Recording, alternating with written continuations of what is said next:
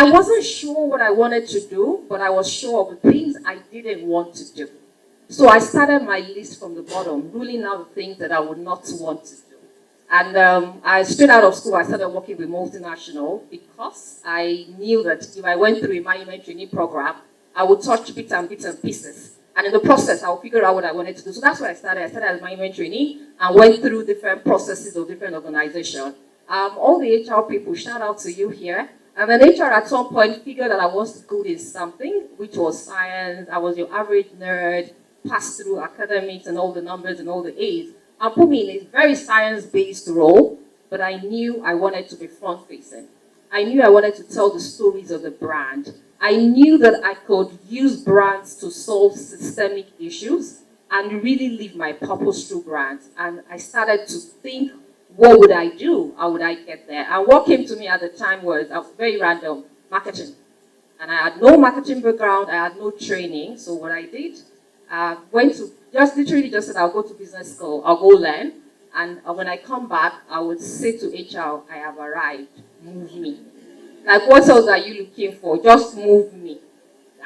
This is it. But the story didn't go that way. And part of my story was saying the options that I was given at the time. Imagine that I had 11 years experience and the options were continue in this path that we figure is good for you, or if you really want to short circuit your career in code, you're going to restart. I still had again restart. So that was exactly what I did. Experience 11 years, I was definitely that I wanted to make the move. So I crossed into marketing and I restarted my career as an assistant brand manager. Now, the way that I tell the story is how someone told me when I was moving, of all the different counsel that I got. An experienced person said, you're coming from a place where you stand up and you speak, and everybody listens. You're going to go across the road, and everybody will speak, and you will listen. Are you ready? I said, yes, I was ready. So I was making a plan, I was learning, fast track. So the extra hours, the extra break time was me learning and trying to show off my career in marketing, and that's how I started. But at some point, I knew that credibility was important, that I needed to go to a place where I would bring back the 11 years. I wanted to sit in front of a recruiter and bring back my 11 years so that it wasn't a waste, and that's exactly what I did. So my journey has basically gone through multinationals. I've worked with 5 multinationals, mostly Africa, did very short stint in the US, did very short stint in Boston. But the highlight of it that I want to leave with you is you can desire for what you want and you can walk your path. If you can make the choices, if you can make the trade-offs. So factory girl to front-facing marketing today, if I was drawing a Venn diagram for you, what is in the middle of it is what was exciting for me, what was my purpose, what was it I wanted to do, is really what I am doing today. There were so many powerful gems in each of your responses, and I just actually wanted to toss it back to Temilola because Pearl and Bunmi sort of spoke about this, and you mentioned also in your introduction early that you started SKLD at 40 years old, and so I wanted you to talk about getting into this business venture, especially after your long career in oil, and sort of talking about how that business came about. Thank you, Candace. Well, if oil and gas, we all know how the prices of oil and gas goes up and down. And of course, in any economy, in any big organization, the first thing they do when the fortunes of oil is not so good is to downsize. So I've been working there, and there were quite a few exercises, and I'd seen what had happened to people who were my bosses. And I just thought to myself, do I really want to stay here till retirement? Maybe, maybe not. And at retirement, what would I be good for? Anyway, fast forward at the age of 39, yes, my son gained admission into secondary school. And I was working. I had to get to work at 7:30 and close at 5. So I was only able to shop for him on Saturdays. So I would go to Ikwanri today, get a few items, then my friend would tell me, no, you should have gone to Tejo Show to get the second one. Then I will go there, get some other things. Then I'll still call this friend of about 3 friends. Oh, no, you should have gone to Idumota to get the balance. Then I just thought, why on earth can't I go to a one-stop school store?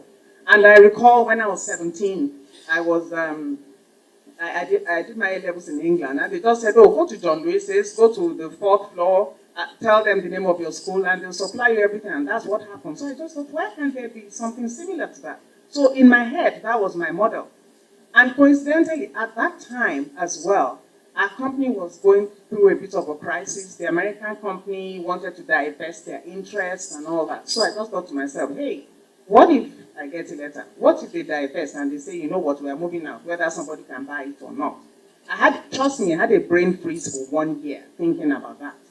But after my son gained admission and I had this experience, I started writing. I wrote a very crude business plan at the time, and I remember on the 1st of October, 1999, I typed out everything, and I had a few trusted mentors that I showed. And they said, okay, that's a good one.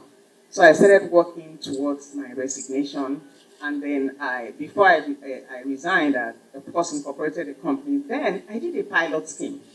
I just rented a hall for 2 days during Easter, Friday and a Saturday, and then a friend of mine used to go to Dubai to buy stuff. So I got school lists from different friends, who had school children in Olashore, Loyola, Adesoye, and so many other schools.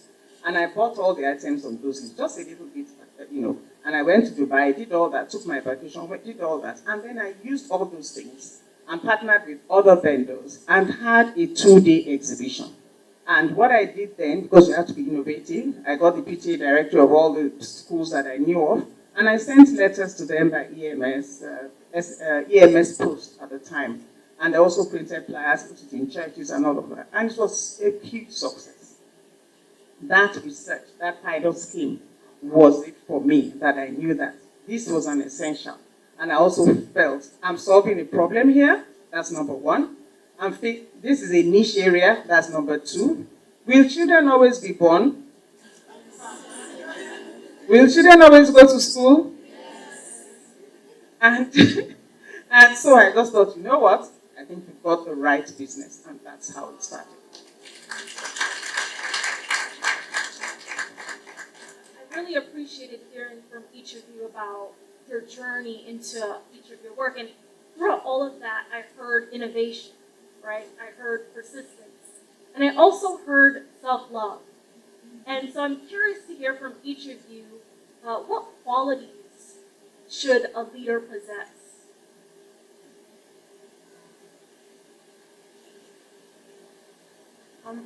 It's a very good question, but let me personalize it because so that we don't fall into the era of stereotypes of assuming that there's one quality that defines all leaders. I'm going to make it my story. What is the one thing that I am unapologetic about? That's like a guardrail for me. It's authenticity. Very, very comfortable in my skin. And because of that, my benchmark is a better version of myself every single time. See, affirmations are great. And every time someone has told me about affirmations, I'm sometimes cheeky to say, if there's a reverse of it, I am so in love with the me, version of me that is continuously improving, that when I look in the mirror, I honestly like myself.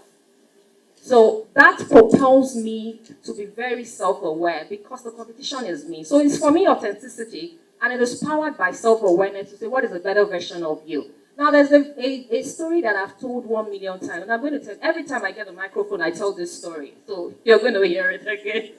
See, from the days of iPhone 3 or iPhone 4, every time that my phone prompted me to do an upgrade, there was a time I was irritated because they couldn't let me do something else, to do a software upgrade. And I said, what is it? I don't want to do a software upgrade. And then I was having a conversation with my phone, like, okay, I've not even finished upgrading myself. I need to upgrade the phone. And then I had a moment to say, well, that is it. So from the day, I've used an iPhone all my life, from the days of iPhone 4, every time that a phone prompted me to do a software update, I will pause and I will say, what version are you running? So I've evolved from Bunmi 2.0 to 3.0 to 4.0. Sometimes I call people because there's some things that I've heard now that when I call to check on you 1 week, it's because I want to have that gist. Sometimes I can call a camp to say, how are you doing? And then I quickly lay in a question. There's something that I don't know that I want to learn. So that self-awareness of continuously improving makes me unapologetic to show up fully. Authenticity. What you see is what you get. I would roll up my sleeves and be in with you. So that's what I would say. Authenticity powered by self-awareness. Bunmi. Should we end it there? No, but that's beautiful. And honestly, I think that's what is wonderful about gatherings like this. We're not identical human beings, number one. You're going to get different types of leaders. And in fact, different leaders will work best in different roles. There's some roles that once you hear about, I'm sure you've all felt it, sometimes when there's a mismatch. They tell you this person is about to take this position and everyone panics. Because they're like, oh boy. And it's not because that person is not great in their own, it's just that it's a mismatch. Their skill set, which they're naturally born with, will not particularly suit that role. So if I'm speaking about me, I think from the start of my career and even before I got to the position of leadership, I think what has always driven me again is this passion, this my why. Like, why am I doing this? What is the reason behind it? And for me, it's a big interview question with anyone that I bring onto my team, because I need to know what is driving you. Now, for you guys will know this, I'm running the foundation, but I think even beyond the foundation, whether I was doing it for a corporate foundation or in my personal life, you see that I'm also sitting on certain boards. I'm driven by wanting to make a positive change, impact, women. These things excite me. So Nkem is here, and I'm sure she was surprised. Just a little story, because when she reached out to me, I think I responded to you in about 5 minutes. And I'm sure she was shocked. She was like, well, okay. And the reason why it just resonated with me, because this is stuff that I would do any day, right? So for leaders, and I think as a leader, I think something that I lead with is certainly the passion and empathy. I think as a leader, I ask my team to give me feedback as well. So it's a two-way thing. I think that understanding people, especially in times like this, especially in the last few years as well, I think that that's something that I uniquely have been built with, just understanding that emotional intelligence, and I like to throw that into the mix. Combine that with the passion, which is what drives the goals, and having a vision for what it is I want to achieve, and then being able to bring people along because they can feel the energy, they can feel that it's something that I generally want us to win at collectively. So that would be it for me. Thank you, Pearl. Mine is along the same lines. Whatever I set my mind to do, I do it and I do it well. My watchword is excellence. And anybody who works closely with me gets a bit irritated about my attention to detail. They say, oh, sometimes you get too granular. It's okay, sorry about that. But it's just that detail. And I want to say this. When I was in my corporate career for 14 years, I made sure I did everything to the best of my ability. I always put my best foot forward. And there's something, there's a Yoruba saying that says, what it means is this. It is how you apply yourself to your employer's job. That is how you will work in your own firm. And that is how other people will work for you. So it's like a kind of karma statement that if you work well, if you are excellent with your employer's work, then you get people who will give you excellence. But if you are mediocre, then you are going to get mediocre people because that's who you will attract. And I'll tell you what, over those 14 years, I learned a lot. Not only did I apply myself to my specific duties, but I volunteered for committees, task forces here and there.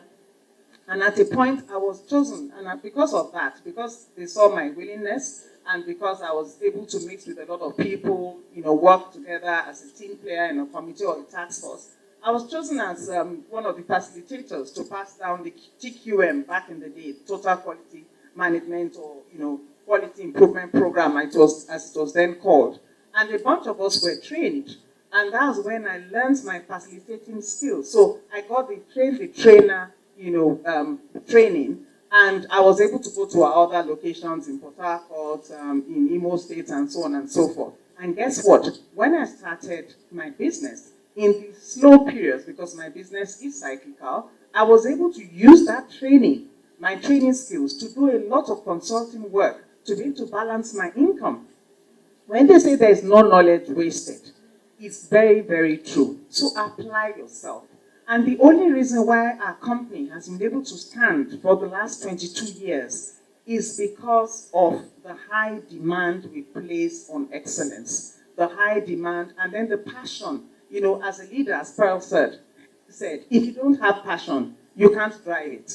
I can tell you, at the age of 62 plus, the passion I had on day one is still the passion I have now, and even more, because I can see now our first customers, and our first set of children that we sold uniforms to, they are now parents and they are buying from us. So that gives us, a lot of fulfillment. So whatever you do it right. Attention to detail, learning. I constantly yearn for learning. As one of my sons told me, I learned something great from you. You can learn from anybody. You can even learn from a child. Please take feedback well. Learn, develop yourself. Constant development, constant reading, keeping up with the trends. That will only help you to be a better person in all ramifications and in all facets of your life.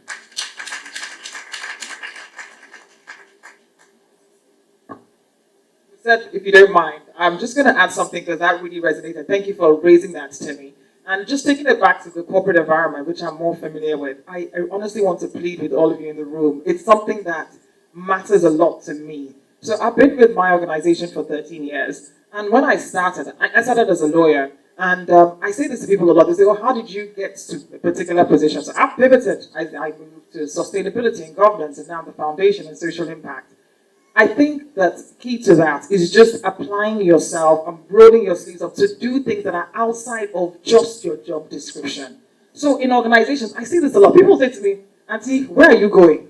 Where are you dressed up? And the thing is, for me, it's like, if I'm going to get up and if I'm still working in this organization, you might have, concerns or challenges, but just apply yourself. If there are things that you can contribute to, do it. The thing that used to get to me a lot is people complaining about issues. And then it's like, they should do it. And I would ask them, please, who is the they? Who is this invincible they? Because sometimes it takes a lot of work. And especially for an organization like ours, it's not an organization that has been there for 100 years. It's not a multinational. It's African-owned, operating multinationally. 26 years, and in that time is operating out of 42 countries. It's taken a lot of work. And it takes individuals who've had experience to then do that work. And it will not be perfect. And you will make mistakes, but you need to start. Just try. And it's just something that I wanted to raise because I see this happen a lot. Oh, absolutely. Thank you so much. So now we want to just open it up to the audience. We're going to take about 2 to 3 questions. We're going to take them all, and then we'll have the panelists respond. So I see a hand here.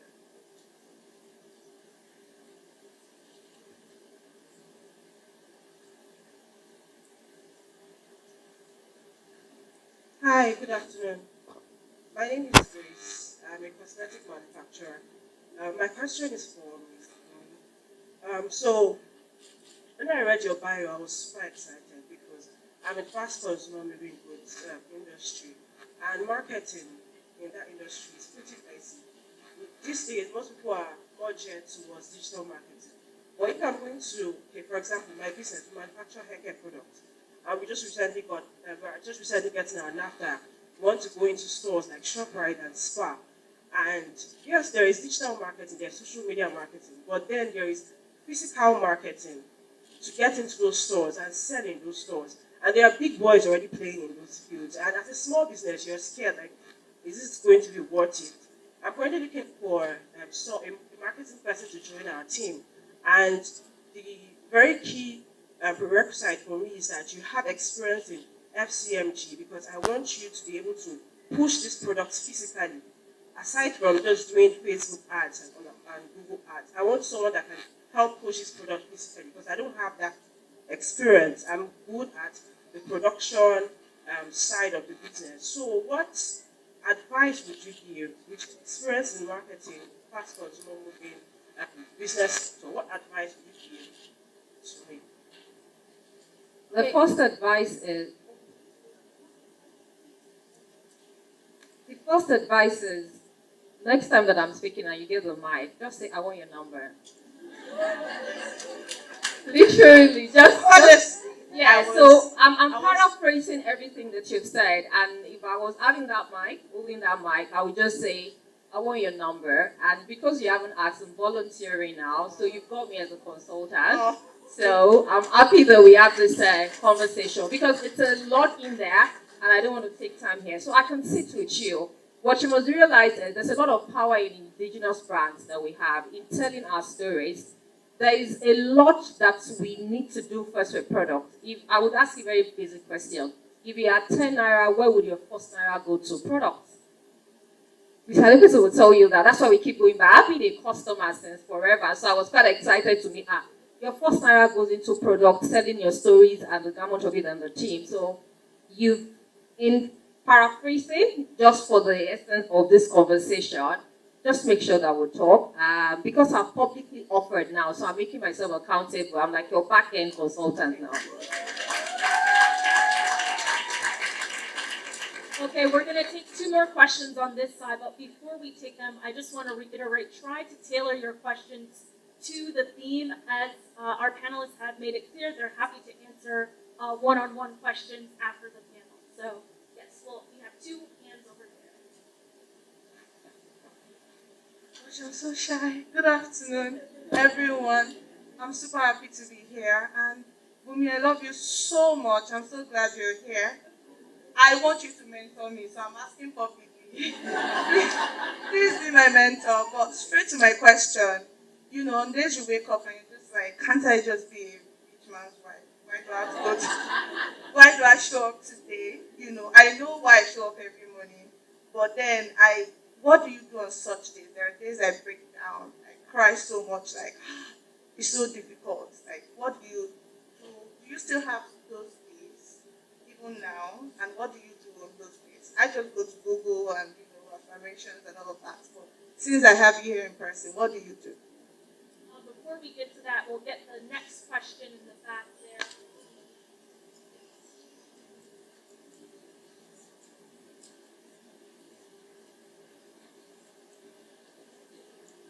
Hi everyone, thank you so much. I'm just so inspired. I'm so in awe just having listened to you guys. My question is very straightforward. We live in Nigeria. It's a patriarchal society. We know exactly what that means and all the connotations that come with that. You guys, your careers have spanned decades. How have you managed? We're young.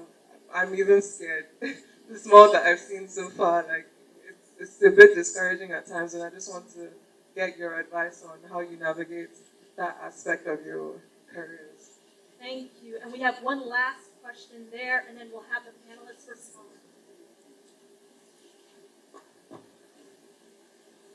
Good afternoon, everyone. Good afternoon, Bunmi.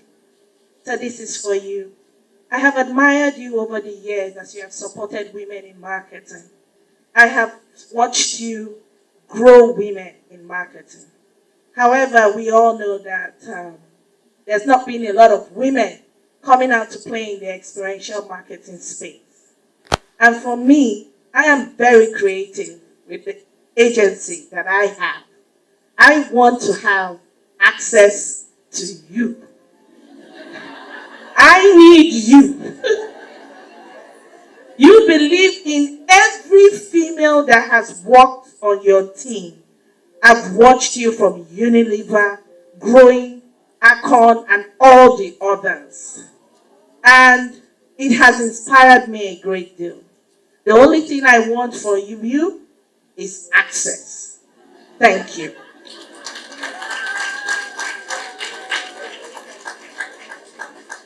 Okay, so we had 2 questions directed to Bunmi and then one for Temilola. So I'll have Temilola respond and then I'll.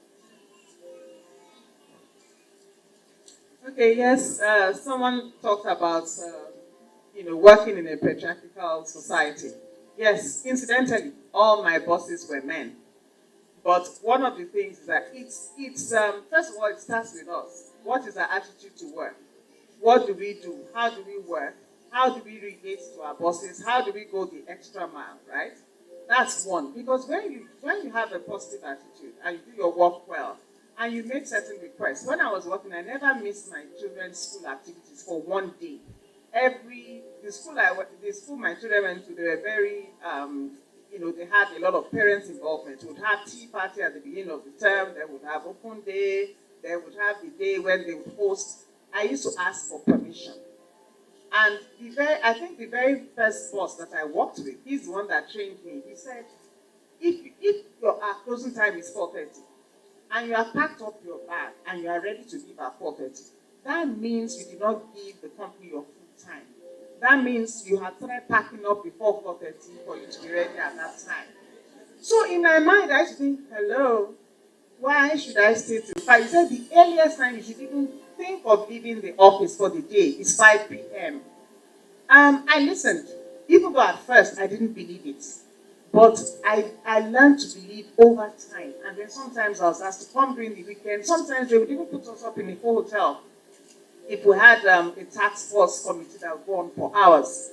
My willingness to do all that made them know that if I ask for permission for sports day, I'm not a sports person, I'm not going to run for mother's race. But if there was march past and the house of my children, I will get there and march. I will quickly get home, have a shower, and still go back to work. But I will go back to work. After that sports day, I will go back to work. I won't say because I went for sports day, I want the day off. No. If I'm going to come in at 10, then I'm going to work till 6 or 6:30. So we need to balance it. It's very, very important. And by the very nature of being women biologically, some people have very bad times of the month when they have to cope with it. You have to explain. Don't let it catch them by surprise. Some people have difficult pregnancies. Sometimes you have to be on bed rest. So many things. But you see, it is how you have put your best foot forward that makes up for it. Yes, some people can be difficult. Yes, some bosses may be difficult, but now that there is remote work, I don't think it should be that difficult if you're on bed rest for you to be able to work from home and things like that. So, and also find out from your company, HR and things like that. And when you are having interviews, I'd like you to tell them, I have young children. So I might need to take time off once in a while, to go to their school, but not days off. Time off is different from days off. Things like that. And when you have childcare emergencies or your children are sick, it's important for you to notify them promptly. Don't notify them at the end of the day when they've been wondering where you are. So communication is key, and technology is available for us to be able to fill in those gaps. So it's for us to fill in those gaps and do your own part, play your own role, and everybody else watching, even if your boss is difficult, will see that you played your part. And then HR. That's why HR is there. They will come to your aid.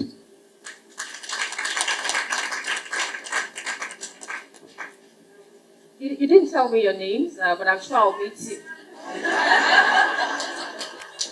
Nana, do you have an extra room? Let me just move in.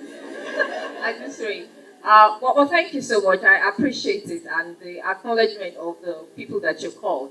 The two questions are related, so I'll try and answer them together. But let me first start with something that is my secret. I'm a strategic learner, and I didn't find that by chance. I actually did a Gallup test. Did one, and I know my core strength. So because I am a strategic learner, it means I take every opportunity to learn. That's it, every opportunity to learn. Observing the way some of us are sitting, the way some of us are I can tell you stuff and you'll be wondering. And so in working with people, mentoring people, the names that you called, the few names that you called, I've learned more from some people than they have learned from me, and they don't realize. So directly to your question, I have only one entry qualification for mentoring anyone. What are you going to teach me? That's it. I have grown with reverse mentoring. My learning model, imagine a pyramid that at the top is heavy. That's where all the people that we want to get their numbers, we want to know them by their first name. I'm not so keen on that, right? I can stalk you and shadow you down and learn 1 million things from you than if I had 15 minutes lunch with you. I can be in the same flight with you, be in the same airport lounge with you, just greet you nicely, but I have learned a lot from your mannerisms, from everything that you're doing. So that's the part of my top funnel, right? All the people, the coaches. In the slim part of the hourglass, imagine hourglass, are peers. So the colleagues that people have difficult times with, they can't tolerate, oh my God, they're my case study for learning. So the same way that you manage people is how I'm learning not to manage people. There's absolutely no one that I've worked with that has been, people thought they were taught that I didn't learn from. Then at the bottom of that hourglass, the top, the slim part, my peers, are mentors, are people who I am mentoring. And there's someone who has taught me coding. I'm learning to play the guitar. I'm learning all sort of wacky, funny things because if I'm going to mentor you, what are you going to teach me? So Nana, and I didn't get your name. Oi, it's very simple. What are you going to teach me? And then the conversation will start. That's the only qualification that I have. So let me then answer your specific questions. That do I have? I think we all have those days when you wake up and you're wondering, what am I even doing? Who sent me on this? Who sent me? Or what was I finding? Who asked me? You know, like you might not be a rich man's wife or inherit something. But let me say to you that on those days when I put my foot down from the bed and I really don't want to get into the bathroom or go, I asked myself, who is at the other end of what I don't do today and what I do today? And I say it again, who is at the other end of what I don't do today and what I do today? And it's connected to purpose of just knowing that even my tough days are important. And those days, I remember and I project into the future when I will be in a session like this, organized by Nkem, and there will be an Oyi in the room who would ask me, how did you manage a tough day? So it becomes a raw material. And I push through it knowing that it is important story for someone else. Otherwise, I won't be able to answer your question today. So on those days, I just ask myself, this is important for something, push through. Is it connected to what makes you thrive? What is purpose? So that sounds nice, like the kind of thing that you will hear or read about. But in practical terms, when I am down and tired, when you've burnt out, just take time and recover. So when you work in a setting where you can plan your leave and you say, I am really, really burnt out, no matter how the aspire to perspire tells you to keep going, you can go for it. When you're burnt out, you're burnt out. When you're tired, you're tired. Before COVID, when virtual work was not a thing, sometimes I would choose to work from home because my organization permitted it even then. And when some of my colleagues called in to say, Bunmi, you're not in the office today, I'll say, thank God for your sake that I'm not in the office today. I have no reserve today. If you so much work and you don't work properly, I can't guarantee you that I won't. So in those days, I recoil, I refuel, and I re-energize myself. I mean, all this plan leave for 40 days and take 40 days at a stretch. There might be just that week that you only need one day and you can't keep going. Self-care, love yourself enough to just say, I'm going to withdraw today. I don't have reserve and I will rebuild. So I answer you to let you know that those days will continue to come. I'm sure we can also have from the other panelists as well the experiences. So I love that for me. You touched on aspire to perspire, right? I think we should just bury it today. You know, I actually had a question. You see this superwoman they keep talking about, superwoman. Do you know superwoman did not do it all? I'm sorry, I never saw her working at a desk job, going through Lagos traffic, then having a husband, then having kids. The truth is, it's a fallacy. When it comes to how you're doing it all, I'm sure you've all heard it before, but honestly, specifically, I just want us to just pay that special attention to taking care of yourself. That's prior. We don't do that enough. You see women who haven't had health checks for 3 years. How? And this is when I know that of course sometimes in certain situations it's a funding issue, but there are people who have HMOs that will pay and they just haven't done it. But you're running around your children, you're fussing about them, and then, God forbid the person finds a lump. So it's just, for me, I have zero apologies about support systems. People say, how do you travel? I traveled a lot for work. There is no way I would do that without a support system. And then also, be very intentional about supporting your support system. So I say this, like you find people, they pay drivers a lot more sometimes than the nannies or the housekeepers. And I sat with my husband one day and we just said, honestly, if we had a situation and out of all the staff that we had at home, which one would present more of a problem? Would it be the driver? Would it be the, if you have someone helping with cooking or support system at home so that they can help you? Because you cannot, it's not possible to do it all. You will run yourself ragged and to an early grave, which we do not want.